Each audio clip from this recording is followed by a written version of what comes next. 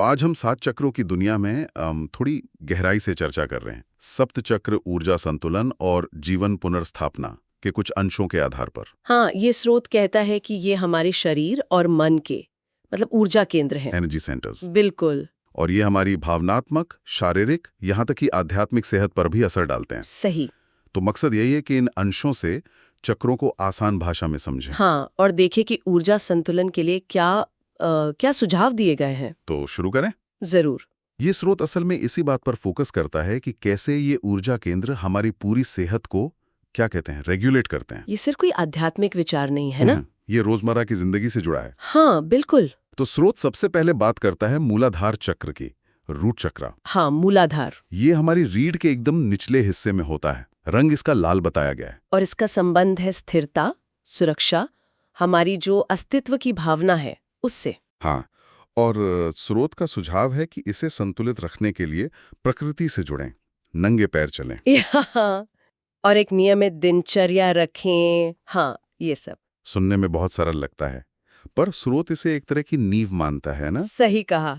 स्रोत इस पे जोर देता है कि जब तक हम वो जमीन से जुड़ाव, वो सुरक्षा महसूस नहीं करते, तब तक आगे का संतुलन थोड़ा मुश्किल होता है। अच्छा, तो वो नंगे पैर चलने वाला सुझाव शायद इसीलिए है, बिल्कुल। शारीरिक जुड़ाव के लिए। हाँ बिल्कुल, एक तरह से अपनी जड़ों को महसूस करना वो जरूरी है। ठीक है, तो इस नींव के ठीक ऊपर आता है स्वादिष्ठान चक्र, सेक्रल चक्र, निचले पेट में। हाँ, स्वादिष्ठान। इसका रंग नारंगी है। और ये जुड़ा है रचनात्मकता से, आनंद से और हमारी भावनाओं से। बिल्कुल। और सुझाव क्या है? जैसे नाचना, कला, कोई भी रचनात्मक शौक। और अपनी भावनाओं को खुलकर स्वस्थ तरीके से व्यक्त करना। यहाँ स्रोत एक दिलचस्प कड़ी जोड़ता है।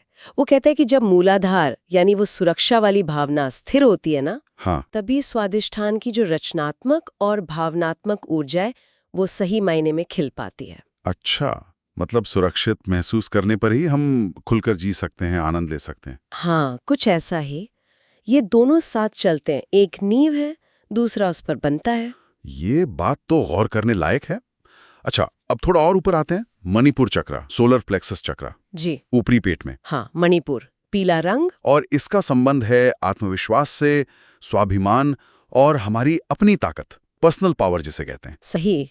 और स्रोत कहता है कि इसके लिए सीमाएं तय करना जरूरी है, अपनी बाउंड्रीज। हाँ, और वो पॉजिटिव एफर्मेशंस दोहराना और रोज की छोटी छोटी कामयाबियों को मानना, ये सब इसे मजबूत करता है। और ये जो व्यक्तिगत शक्ति है ना, ये सिर्फ बाहरी दुनिया के लिए नहीं है। स्रोत इशारा करता है कि ये हमारी अंदर की शक्ति, हमारे संकल्प से भी जुड़ी है। हमारी इच्छा शक्ति से। हाँ, इच्छा शक्ति से। जब ये संतुलित होता है तो हम अपने लिए खड़े हो पाते हैं। दिलचस्प। अब आते हैं हृदय के पास, अनाहत चक्र, हार्ट चक्र, छाती के केंद्र में। हरा रंग, ये तो काफी लोग जानते हैं, प्रेम, करुणा, रिश्तों का केंद्र। हाँ, और सुझाव भी वैसे ही है। कृतज्ञता का अभ्यास करना, शुक्रगुजार होना, खुद से प्यार करना, आत्म प्रेम, और दूसरों के प्रति सहानुभूति रखना। यहाँ ये बात ध्यान देने वाली है कि स्रोत सिर्फ दूसरों के प्रति प्रेम की बात नहीं कर रहा। नहीं, बिल्कुल नहीं। वो आत्म प्रेम को भी उतना ही जरूरी बताता है। शायद इसीलिए कि जब हम खुद को स्वीकार करते हैं, तभी हम दूसरों को भी खुले दिल से स्वीकार कर पाते हैं।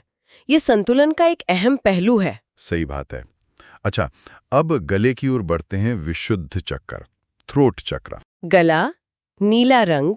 और जाहिर है ये संचार, अभिव्यक्ति और सच बोलने से जुड़ा है। हाँ, और सुझाव क्या है? अपना सच कहना, चाहे वो मुश्किल ही क्यों ना हो। जर्नलिंग करना यानी लिखना, और गाना या मंत्र जाप करना, ये भी अभिव्यक्ति के तरीके हैं। यहाँ एक गहरा कनेक्शन दिखता है ना।